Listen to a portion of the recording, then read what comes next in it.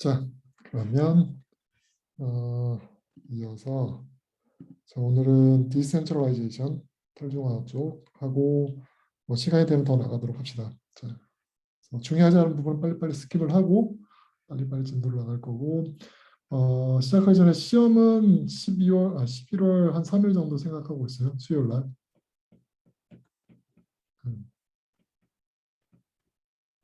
생각하고 있다고 생각하면 될 것 같아요.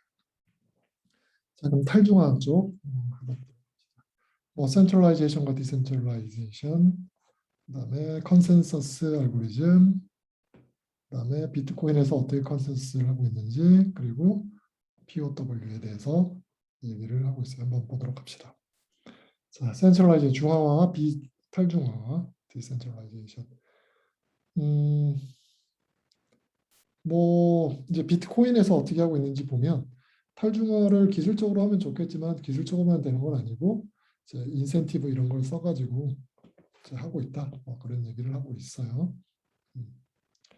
그래서 탈중화를 보면 인터넷 자체가 사실 탈중화된 시스템이죠. 인터넷 자체가 탈중화되어 있는 건데 이것만 가지고 사실 부족한 점이 꽤 있죠. 네. 왜냐하면 서비스하는 것들은 대부분 이제 중화화된 서비스를 하고 있으니까 구글이라든지 페이스북이 다 중화화된 서비스를 하고 있는 그런 면이 있고, 그래서 어느 정도 탈중화랑 중화화가 아마 좀 섞여 있는 것 같아요. 자, decentralized not all or nothing. 중간쯤 된다는 거죠. 이제 중간쯤 되는 것들이 예를 들어서 우리가 이제 전자지갑 지갑 소프트웨어 같은 걸 만들 텐데 이거는 어떤 만드는 회사가 있어야 될 거 아니에요. 서비스하면 서비스하는 회사가 있어야 될 거고, 그래서 이런 것들이 있고, 자, 빨리 넘어가면 디센트럴라이즈 옛날에 냅스터라는 거 하는 거 있었었죠. 서로 오디오 파일을 서로 쉐어해가지고 음악 듣는 거, 네 맞아요. 그리고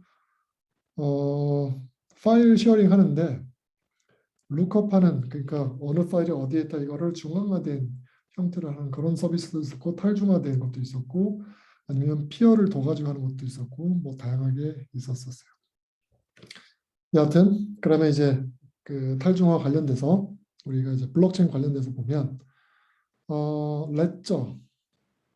레저를 누가 관리하느냐, 그리고 트랜지션 맞는지 틀리는지 이런 걸 이제 우리가 밸리디티 체크해야 되는데 이걸 누가 하느냐, 그리고 뭔가 새로운 민트를 할 텐데 주주를 할 텐데 이걸 누가 하느냐, 그 다음에 예를 들어서 시스템을 업그레이드 한다든지 알고리즘 바꾸고 싶다 그러면 그걸 누가 결정할 것이냐, 그 다음에 비트코인이 얼마인지 이런 거를 이제 익스체인지 할 텐데 이런 걸 누가 결정할 거냐, 이런 거를 얘기하는 거죠.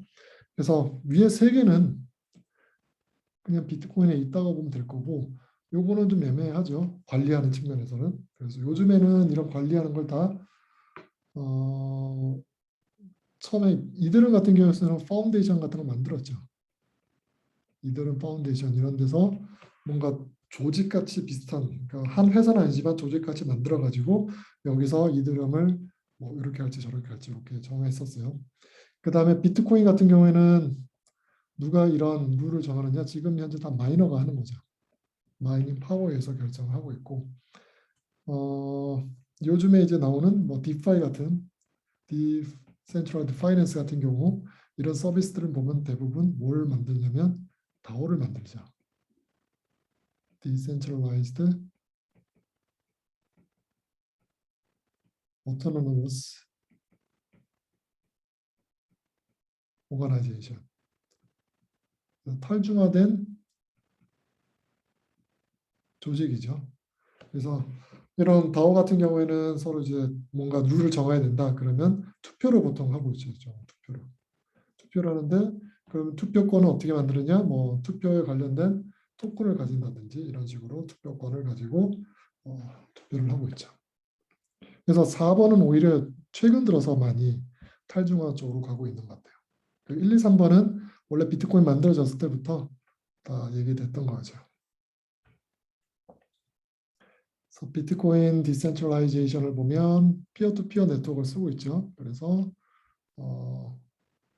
어느 한 퓨어에 디펜던트 하지 않고, 그 다음에 마이닝 같은 경우에도 아무나 다 할 수 있죠. 근데 이제 마이닝 파워가 필요할 뿐이죠.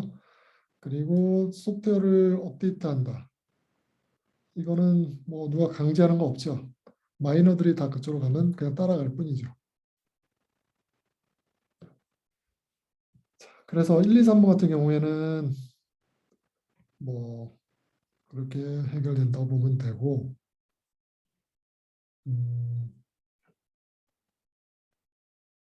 그 다음에 지금 컨센서스를 한번 보도록 합시다. 비트코인에서 컨센서스, 우리가 POW 배웠었죠. POW. 마이닝하는 알고리즘을 배웠고,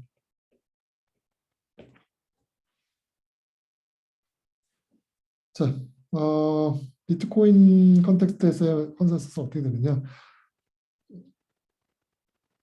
자, 앨리스가 밥한테 뭔가 돈을 보내려고 한다. 그러면은 트랜잭션을 브로드캐스트 하죠. 브로드캐스트 해가지고 모든 비트코인 마이너들이 다 이 트랜잭션을 받죠. 받은 다음에 이거를 하나의 레저에다 다 집어넣어서 모든 마이너들이 똑같은 레저를 보도록 하는 게 컨센서스죠. 그래서 원래 노드 A가 있었고 B가 있었고 C가 있었는데 얘네들은 원래는 레저가 다를 수 있겠죠. 다르지만 뭔가 프로토콜을 통해 가지고 서로 주고받아서 하나의 어떤 글로벌 뷰를 보는 것을 우리가 합의라고 부르는 거죠. 컨센서스. 그래서 블록 바이 블록으로 컨센서스를 도달한다라는 거고,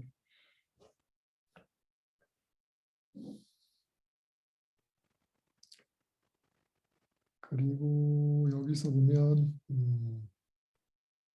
만약 컨센서스에 도착하지 않았으면은 각 마이너들마다 조금씩 다른 블록을 갖고 있을 수 있어요. 그 블록 안에는 트랜잭션이 다 다르겠죠. 그래서 다른 형태의 레터를 가지고 있을 수가 있겠죠. 컨센서스가 되면 이제 합의를 이루어서 하나로 통일되는 거고. 자, 그럼 이제 컨센서스가 쉬우냐? 사실 컨센서스가 원래 어려운 문제죠. 그래서 General Consensus Problem. 일단 먼저 컨센서스 어떤 건지 한번 보도록 합시다. 컨센서스는 두 가지, 세 가지 뭐 이렇게 되는 것 같아요. 나누면 일단 어그리를 하겠죠. 모든 애들이 같은 값으로 동의를 하는 거고, 동의가 됐으면 그 다음에 모든 non-faulty process는 우리가 이제 합의 과정에서 아무런 문제가 없이 잘 됐으면은 다 같은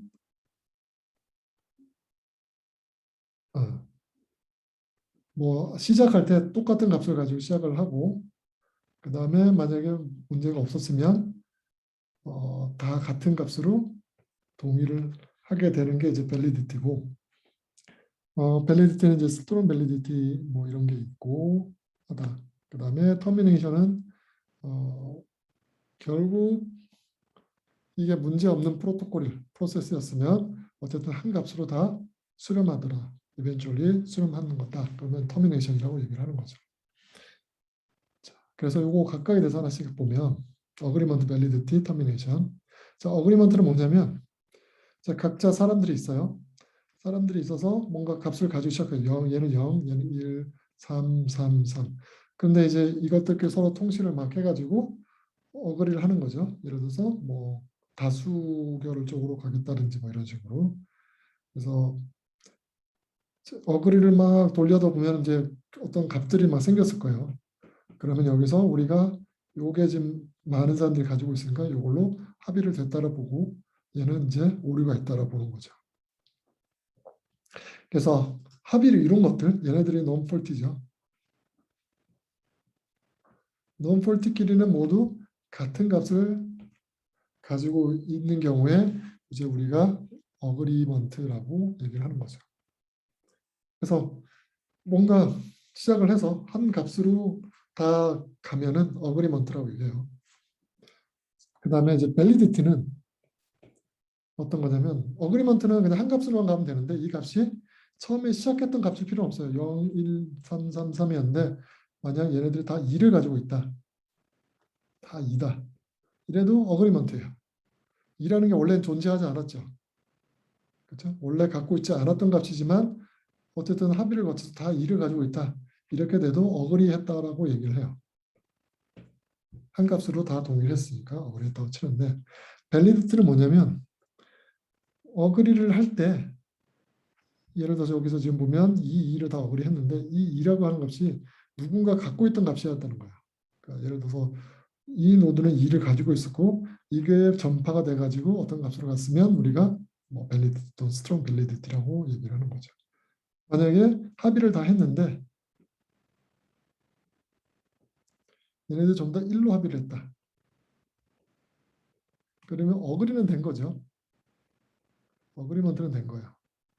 그렇지만 밸리디티는 통과 못하는 거죠. 밸리디티는 시작할 때 어떤 애가 가지고 있는 값으로 어그리 될 때 우리가 밸리디티라고 얘기를 해요. 이게 이제 블록체인 측면에서 보면은 뭐 이런 거라고 보면 되겠죠. 예를 들어서 여기 얘가 블록을 만들었어요. 블록체인이 이렇게 있었고 얘도 블록체인이 이렇게 있었고 뭐 얘도 블록체인이 있었는데 내용이 다 달라요. 얘는 뭐 X였고 여기는 Y였고 여기는 Z였고 이런 식으로 해가지고 합의를 쭉 해서 만들었더니 하나로 뭔가 합의가 됐어요. 근데 이게 X 이런 식으로 됐다. 2번이 갖고 있던 블록체인은 합의가 됐다. 이런 우리가 어그리먼트도 만족하고 밸리디티도 만족을 하는 거죠. 그런데 합의를 했는데 엉뚱하게도 이게 뭐 K 원래 없던 블록체인으로 다 합의를 됐다. 이러면 어그리는 된 거죠. 다 같은 걸 갖고 있으니까. 그렇지만 이건 밸리드한 건 아니라고 얘기를 하는 거예요.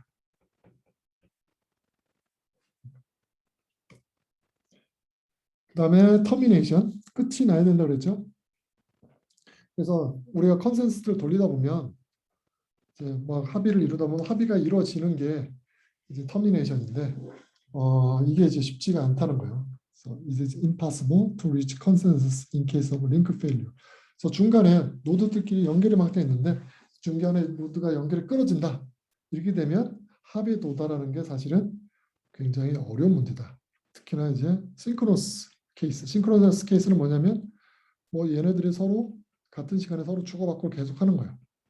이렇게 되는 그러니까 싱크 타임에 맞춰서 주고받고 해도 이게 쉽지가 않다. Even if one want to tolerate a single link failure. 링크가 하나만 고장나도 어렵다는 거야. 이제 그 어려운 이유를 한번 보려고요. 되게 유명한 문제죠. Two general problem. 두 장군 문제. 자, 이게 뭐냐면 뭐 비잔틴 문제라고 보면 돼요. 뭐냐면 자, 두 장군이 있어요. A1이라고 하는 장군이 있고 A2라고 하는 장군이 있어요. 그다음에 B라고 하는 어떤 성이 있어요. 그래서 이 캐슬에는 지금 적군이 5명이 있어요. 그리고 A1 장군이 3명의 군사를 가지고 있고 A2도 3명을 가지고 있어요. 그래서 이 A1, A2는 서로 합의해가지고 B를 동시에 쳐들어가려고 해요. 그래서 숫자가 많으면 이기는 거야. 그래서 6명이 들어가면 이기는 건데 만약에 3명만 들어가면 지는 거예요. 이런 문제가 있다고 쳐봐요. 그러면 A1은 A2한테 뭐 새벽 4시에 쳐들어가자. 이런 걸 이제 보내겠죠. 이렇게 메시지를 보내겠죠. 그러면 이제 A2가 이걸 받았어요. 그러면 그렇다고 그냥 A2가 일로 쳐들어가고 A1도 쳐들어가면 되느냐? 그럼 안 되겠죠. 왜냐하면 이렇게 메시지를 보냈는데 이 메시지가 사실 B한테 잡혀가지고 메시지가 전달이 안 될 수도 있죠. 전달이 안 되면 A2는 이 메시지를 못 받았으니까 A2 혼자 쳐들어가겠죠. 그러면 A1은 지겠죠. A1 혼자 들어가면. 그래서 이 메시지를 보낸 걸로만 충분하지가 않아요. 그래서 뭘 해야 되냐면 A2가 받으면 A2가 받았다라는 걸 또 알려줘야 돼요. 오케이, 알았어. 이렇게 받으면 그러면 A1은 A2가 4시에 쳐들어간다는 메시지를 받았구나. 그래서 난 4시에 쳐들어가고 A2도 쳐들어가고 이러면 될 것 같죠? 그렇죠? 한 번만 하면 될 것 같지만 그런데 만약에 이 에크가 안 날아갈 수도 있잖아요. 잡혀가지고 이게 안 날아갈 수도 있죠. 얘가 안 날아가면 어떻게 돼요? A1이 움직여요, 안 움직여요? 안 움직, A1이 공격을 못하죠. 왜냐하면 A2가 받았는지 안 받았는지 알 수가 없잖아요. 그렇죠? 그래서 A1은 공격을 못해요. 그래서 A2의 에크가 A1에서 안 가면 얘는 공격을 안 해요. A1이. 그렇죠? 그런데 A2는 에크를 보내고 나서 자기가 혼자 들어가면 어떻게 돼요? 또 지죠. 그렇죠? 그래서 A2는 자기가 보낸 에크를 A1이 받았는지를 알아야 돼요. 그래서 이 에크를 딱 보내면 A2는 이 에크를 A1이 받았는지 알아야 되니까 A1이 이 에크를 받았다는 에크를 또 보내줘야 돼요.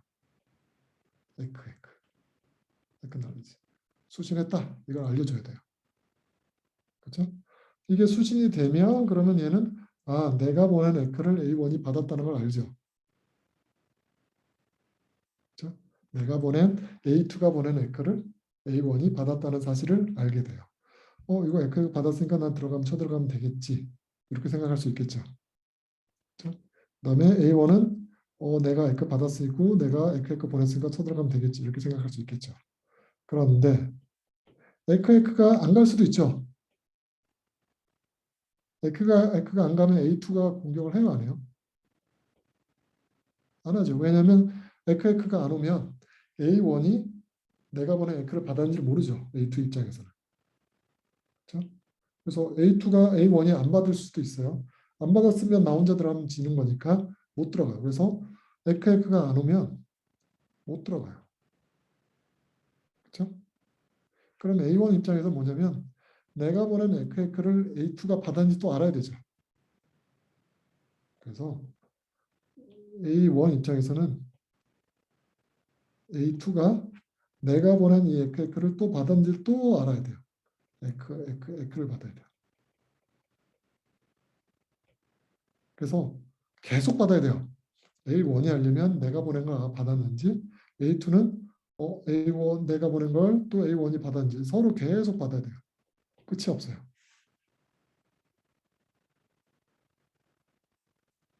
그래서 풀 수가 없어요.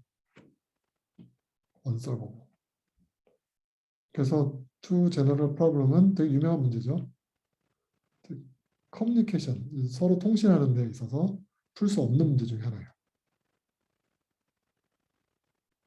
우리가 이제 풀 수 없는 문제들, unsolvable problem들이 있죠. unsolvable.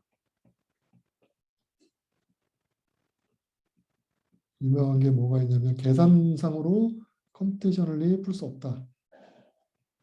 컴퓨테이셔널 풀 수 없는 문제가 유명하게 홀팅 프로블럼이 있죠.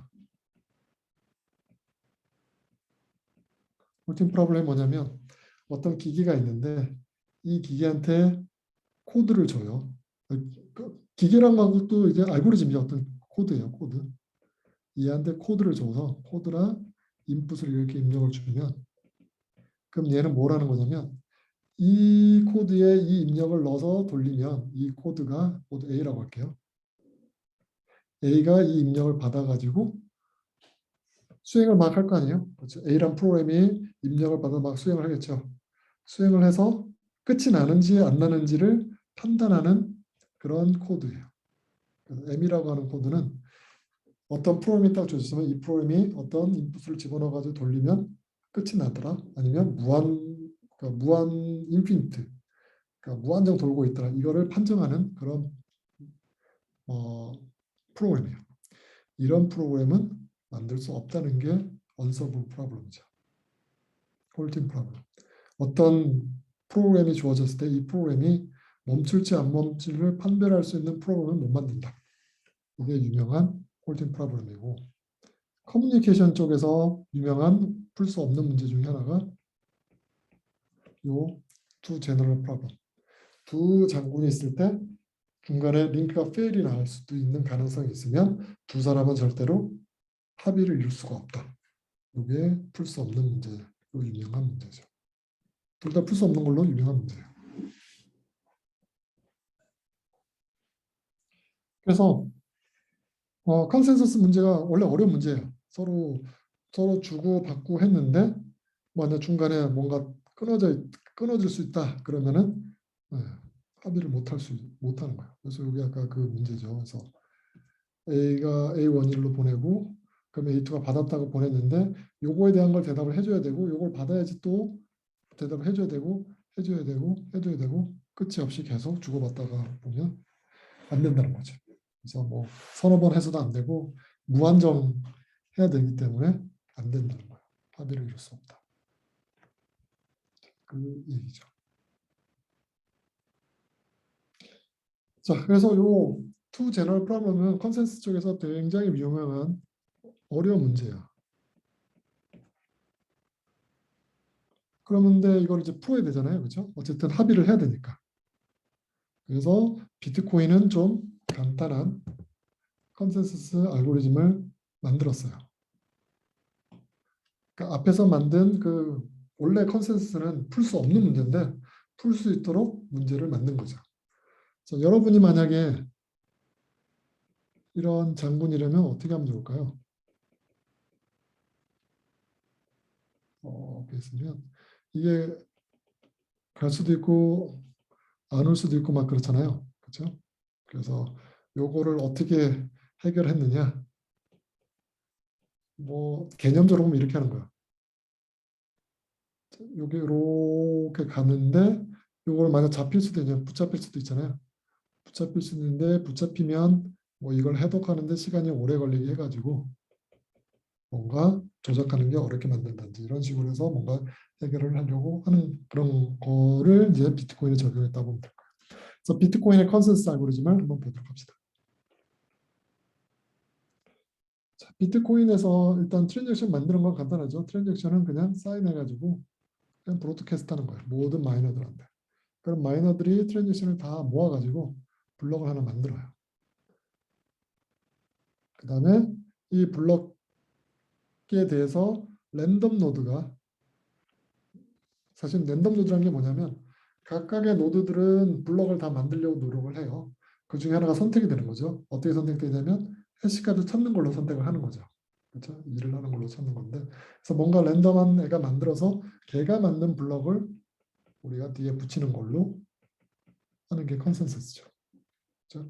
그래서 이렇게 만들어 가지고 얘가 브로드캐스트가 되면 모든 노드들은 이게 맞는지 체크를 하겠죠. 트랜잭션이 다 맞는지 체크해 가지고 다 맞으면 이걸 억셉트 하는 형태로 되겠죠.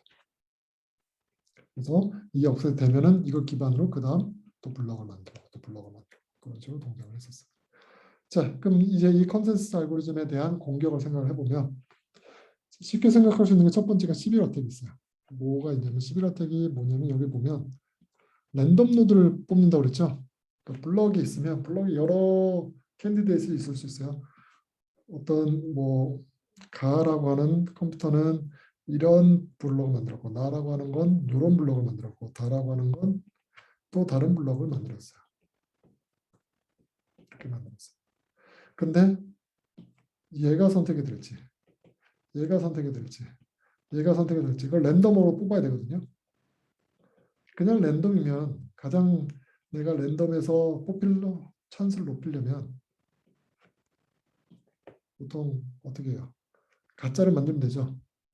가라는 애가 가1도 만들고 가2도 만들고 그래서 똑같은 블록으로 막 해놔요. 가3도 만들고 이렇게 만들어 놓고 뽑으면 누가 제일 많이 뽑히겠어요? 가 같은 경우는 지금 7개 중에 5개죠. 그렇죠? 그래서 7개 중에 5개가 가가 만든 블럭이 선택되겠죠. 나머지 것들은 7분의 1이고. 그렇죠? 그래서 가는 그냥 자기 분실을 만드는 거. 이건 쉽죠. 뭘 하면 되냐면 버추얼 버추얼 OS 같은 거 깔면 되죠. 뭐 버추얼 머신 같은 걸 깔면 되죠. 여러분은 윈도우즈 머신에다 버추얼 머신을 막 깔아요. 뭐 버추얼 머신, 버추얼 머신, 버추얼 머신. 그럼 컴퓨터가 마치 여러 대처럼 보이잖아요. 여기 컴퓨터 하나에다가 버추얼 머신을 여러 개 깔아놓으면 마치 여러 개의 컴퓨터가 있는 것처럼 보이죠. 마치 여러 명의 여러분들이 있는 것처럼 그렇게 해가지고 자기가 당첨되는 확률을 높이는 게 11의 어택이죠. 자기를 복사하는 거. 복제. 그래서 이 복제하는 어택을 막아야 될 거예요. 이게 있고 두 번째 denial of service attack. 누군가 트랜지션을 만들어 가지고 내 블럭에 집어넣고 싶은데 계속 거부당하는 거야. 돈을 안 주면 블럭에 안 넣겠어 뭐 이런 식으로. 그래서 거부당하는 거. 그래서 denial of attack, denial of service attack이 있을 수 있겠죠. 그 다음에 스틸링은 내가 트랜지션 만들어 가지고 노드한테 딱 보냈는데 이게 누구한테 뭐 앨리스가 바바한테 보내는 거다 이렇게 해서 보냈는데 이걸 보고 아니야 앨리스는 나한테 보내는 거야 이런 식으로 조작하는 게 돈을 뺏어가는 게 스틸링이죠. 더블 스펜딩은 두 번 쓰는 거죠. A가 B한테 5 비트코인 해가지고 자기는 이제 돈이 더 없는데 또 이 돈을 또 쓰는 거죠. 이런 게 더블 스펜딩인데 이것도 막을 수 있어야 된다. 이걸 다 막고 있죠 사실 비트코인에서는. 그래서 비트코인에서 이걸 어떻게 막느냐? 먼저 11 어택을 어떻게 막느냐? 복제하는 거. 이걸 막기 위해서 POW를 쓰는 거죠. 프로프 워크. 자, POW를 쓰면 우리가 지금 버추얼 머신을 이렇게 지금 막 만들었잖아요. 컴퓨터 한 대에다가. 그렇지만 CPU는 몇 개예요? CPU가 더 늘어나는 게 아니죠. 계산량이 더 늘어나진 않죠. 기계만 많아 보이는 거지. CPU는 그냥 하나예요. 그래서 POW 입장에서 보면 이게 버추얼 머신을 아무리 만들어도 계산 능력이 더 올라가는 건 아니에요. 계산 능력을 올리려면 진짜 기계를 더 많이 사야 되죠. 그래서 돈을 더 써야지 되는 거죠. 그래서 11 어택을 막을 수 있다 하는 거고, 스틸링, 돈 뺏어가는 거는 이런 트랜잭션에다가 앨리스가 전자 서명을 붙이죠. 그래서 전자 서명을 붙이기 때문에 딴 사람이 앨리스가 만든 트랜잭션을 수정하기 불가능하다. 그 다음에 더블 스펜딩 같은 경우에는 우리가 이제 합의 알고리즘을 쳐서 가장 긴 블록으로 따라가고 그러면 이 안에서는 뭐 두 번 보내고 하는 게 안 되도록 우리가 체크할 수 있다. 그런 거죠. 그래서 11 어택하고 POW를 보면 사실 POW를 쓴 이유가 11 어택 때문이에요. 그리고 마이너를 카피해가지고 마치 버추얼 노드를 만들어서 버추얼 컴퓨터를 만들어가지고 마치 내가 더 많이 있는 것처럼 만들 수 있기 때문에 그걸 막으려고 비트코인에서는 컴퓨테이션으로 한 CPU당 한 포트 즉 그냥 자기를 아무리 많이 만들어도 컴퓨테이션이 올라가지 않는 이상은 더 뭐 투표권을 더 얻는 게 아닌 이런 식으로 하는 걸로 만들고 있죠.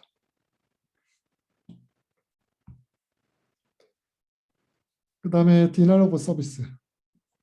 이거는 뭐 되게 간단하게 맞죠.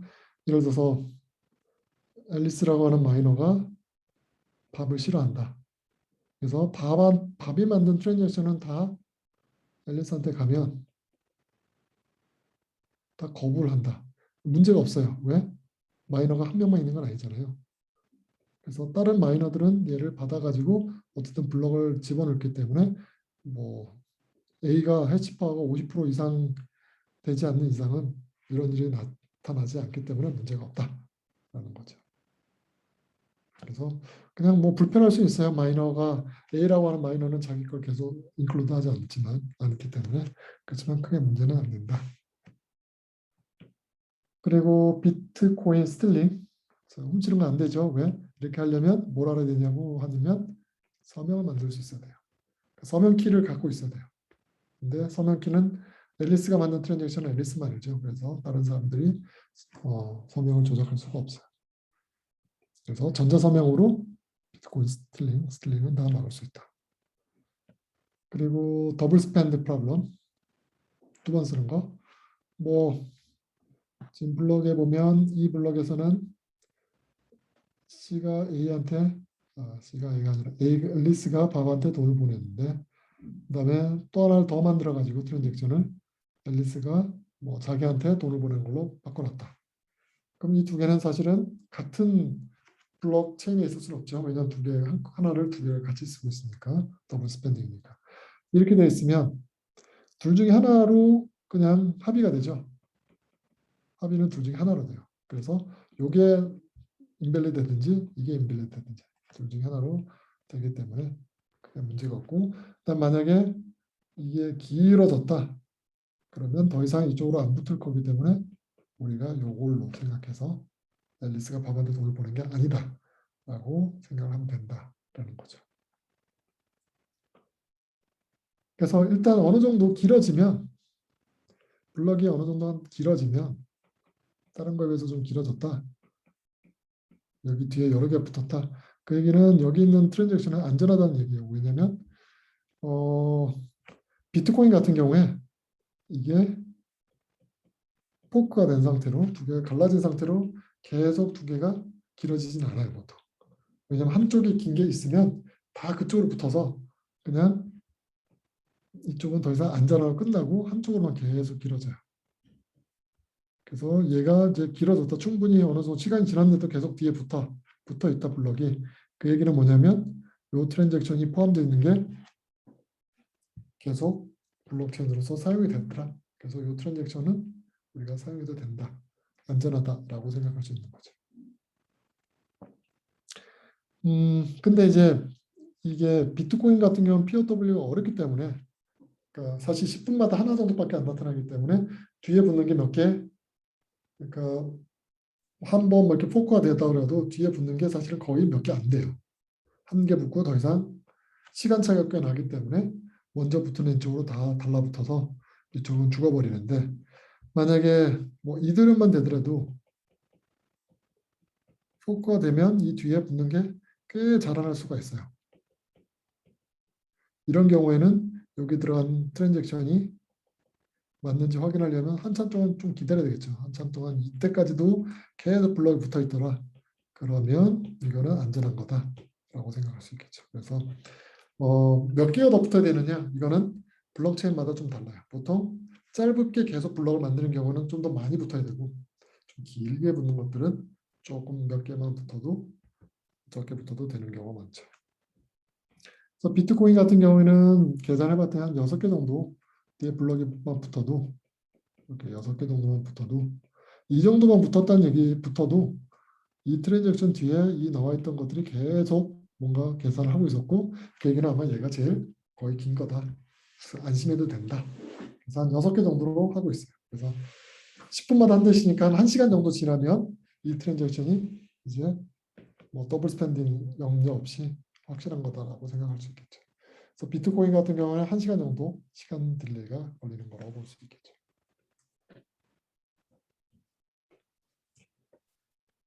인센티브랑 프루브 워크.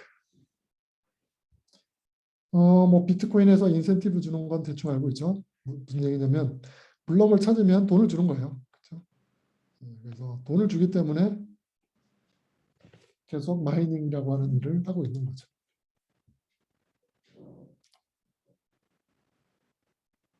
자, 그러면 왜 POW를 쓰느냐? POW를 할 때는 사실은 인센티브가 필요해요. 안 그러면 사실 할 이유가 없잖아요.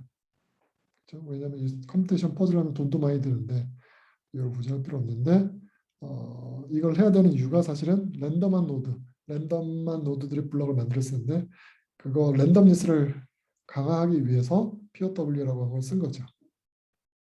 그래서 POW를 쓰면은 어떤 거에 한쪽을 치우치지 않고 노드들을 계산량에 비례해서 랜덤하게 뽑을 수 있다라고 생각을 한 거죠. 그래서 인센티브를 보면 제 블럭을 찾죠. 마이너드 블럭을 찾아서 이렇게 찾으면 붙이면 이 찾은 거에 대해서 돈을 받아요. 피를 받죠. 두 가지의 피가 있죠. 하나는 리워드가 있고 그다음 피가 있죠. 이걸 인센티브라 얘기하는데, 리워드는 뭐냐면 블럭을 찾으면 블럭에 대한 인센티브예요. 이거는 비트코인 같은 경우는 뭐 다른 것도 마찬가지로 다 설계가 되어 있죠. 얼마 주겠다. 그래서 이게 아마 12.5 비트코인이 2년 전 얘기고, 지금은 이게 계속 절반으로 줄거든요. 4년에 한 번씩 절반으로 줄기 때문에.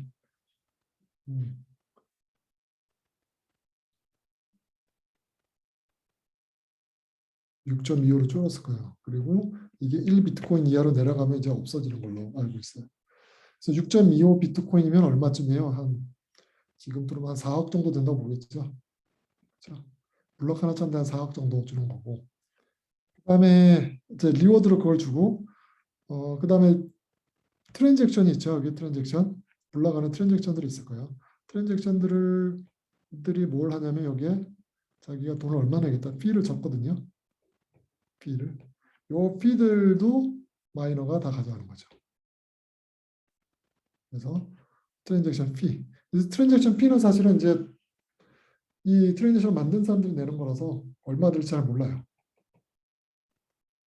돈을 많이 낸 사람도 있을 거고 적게 낸 사람도 있을 거고 그러면 돈 많은 사람들 거 모아가지고 블록을 만드는 게 마이너가 돈을 많이 버는 거니까 주로 이제 돈 많이 내는 트랜잭션부터 블록에 집어넣겠죠.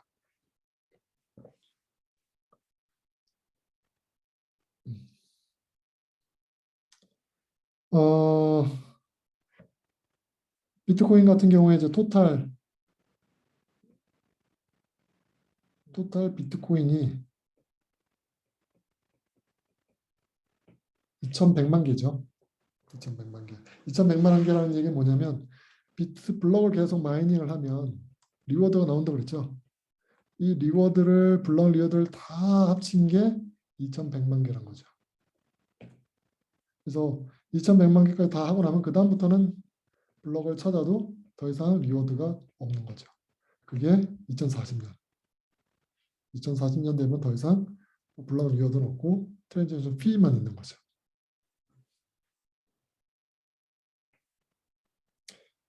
그럼 이제 마이닝하는 입장에서 보면 마이닝했을 때 얻을 수 있는 리워드, 그러니까 트랜잭션 피랑 블록 리워드 이거 다 합쳤을 때 그게 마이닝하는 데 드는 코스트보다 전기세라든지 뭐 컴퓨터 구입 비용 뭐 이런 것보다 더 많을 때 의미가 있겠죠. 그렇죠? 그리고 마이닝 리워드는 당연히 블록 리워드랑 트랜잭션 피인데 뭐 예를 들어 2040년 지나면 얘는 0이 됐을 거 아니에요. 2040년이 되면. 그런 경우에 트랜잭션 피가 충분히 높으면 그러면 계속 이 마이닝을 하겠죠. 아니면 이게 트랜잭션 피가 낮다. 그러면 하는 사람이 떠날 거고 그러면 마이닝하기가 문제가 쉬워져서 전기료도 떨어질 거고 뭐 컴퓨터도 더 적은 걸로 할 수 있겠죠.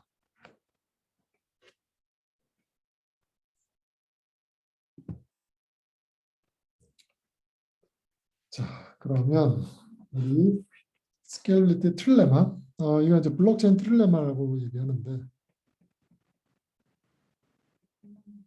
자, 블록체인 트릴레마는 뭐냐면 세 가지 문제를 동시에 푸는 게 어렵다라는 거예요. 세 가지 문제가 뭐냐면 탈중화성, 중앙화되지 않으면서 블록체인의 성능을 올리고 싶고 그러면서도 시큐리티도 높이고 싶다. 이게 안 된다는 얘기죠. 이게 어려운 문제다.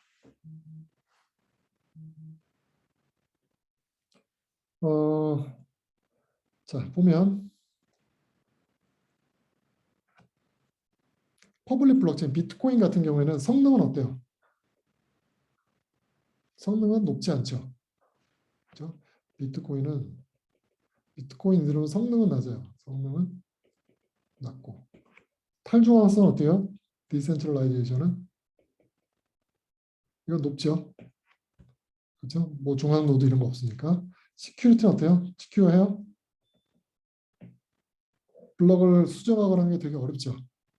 그렇죠? 해시 천연결여서 이게 높아요. 그래서 이런 비트코인, 이더리움 같은 경우는 디센트럴라이즈 되어 있고 시큐하다라고 생각할 수 있을 거예요. 그 다음에 우리가 이제 뭐 데이터베이스 정도 정말로 프라이빗 블록체인이다. 그 어떤 회사에서 만든 그냥 블록체인이다. 이러면 회사 내부에 있는 블록체인이니까 탈중앙성은 어때요? 탈중앙되어 있지 않죠. 그래서 센트럴라이즈 되어 있기 때문에 탈중앙성은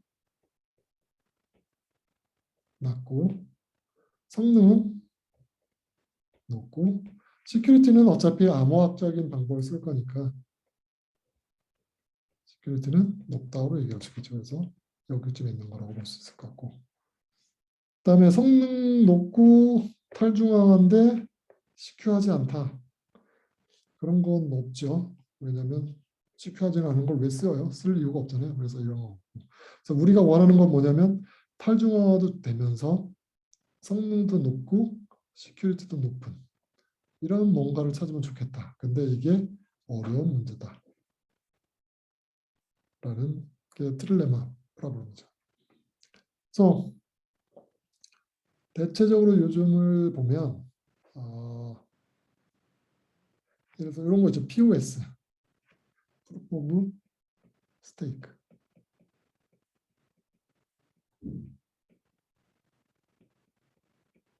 POW 같은 경우는 계산을 많이 해야 되잖아요. 그래서 성능을 높일 수가 없죠. 그렇죠? 느린 컴퓨터도 참여해야 되니까. 뭐 POS라든지 이런 걸 보면, 뭐 EOS라든지 이런 걸 보면, 뭐 참고로 이렇게 얘기하면 됩니다. 비트코인 같은 경우에는 어떻게 설계가 되냐면 느린 컴퓨터가 있어요. 예를 들어 라즈베리 파이라고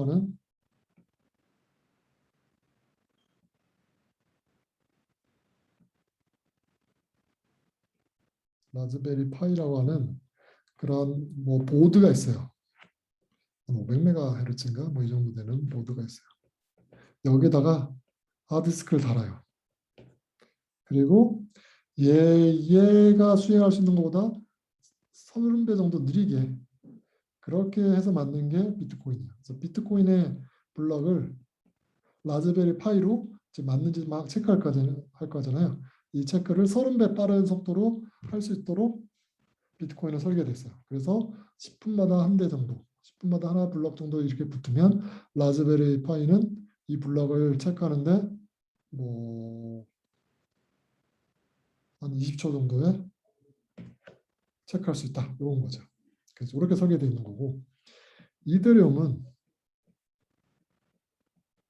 얘는 요즘 한 12초, 15초, 15초에서 12초 정도 이때마다 블럭을 하나 만들어지는데 얘는 그냥 펜티움 머신 정도, 펜티움 4 정도, 그래서 4코어 정도, 4코어의 하드디스크. 이 정도 머신이 한 10분의 1 정도 성능으로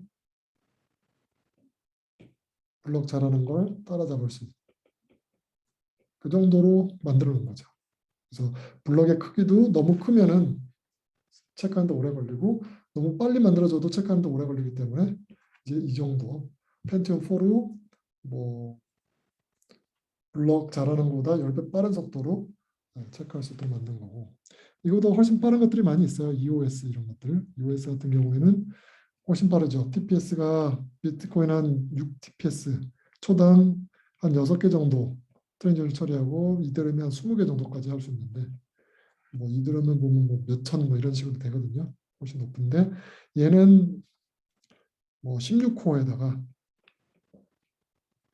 SSD가 달려 있는 컴퓨터로 했을 때 뭐 1배 시간으로 이에 처리할 수 있는 그 속도로 블럭을 막 만들어내는 걸로 해놓은 거예요. 그러니까 훨씬 더 많은 트랜잭션을 담아놨겠죠, 블록체인. 그래서 훨씬 더 성능이 높은 거라고 볼 수 있는데, 자, 비트코인에 참여하는 게 쉬워요? EOS 참여하는 게 쉬워요?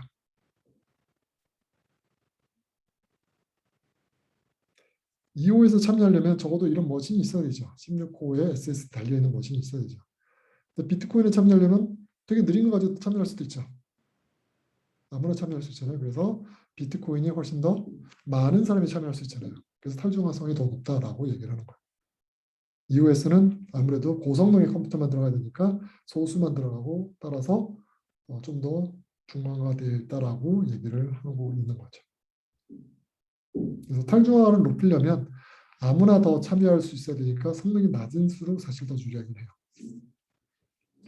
여하튼 이런 탈중앙화를 유지하면서 시큐리티를 또 유지하는 방법으로 뭐 여러 가지 L2 솔루션들도 있고요. 레이어 2 솔루션 이런 것들도 있죠. 그래서 레이어 2 같은 경우에는 원래 블록체인은 밑에서 블록이 맞는지 다 체크를 해가지고 이렇게 늘려가고 있는데 이게 너무 오래 걸리니까 아예 뭔가 위에서 블록체인 바깥에서 이걸 만들고 요게 맞다는 거를 그냥 쭉 알려주면 아래쪽에서는 이게 맞는지 체크 안 해도 그냥 맞다는 걸 알아서 훨씬 더 빨리빨리 블럭을 체크할 수 있는 그런 방법들 이런 것들도 있죠.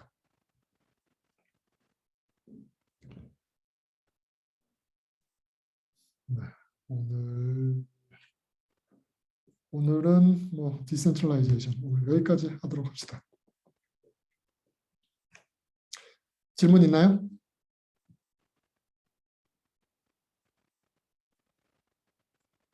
질문 없으면 오늘 여기까지 하고 월요일 날 하면은 아마 대충 블록체인 좀 끝나고 그다음에 이더리움 들어가고 뭐 스마트 컨트랙트 하고 그리고 이제 프로젝트들 설계하고 하면 될 것 같아요. 자, 오늘 여기까지 합시다. 안녕.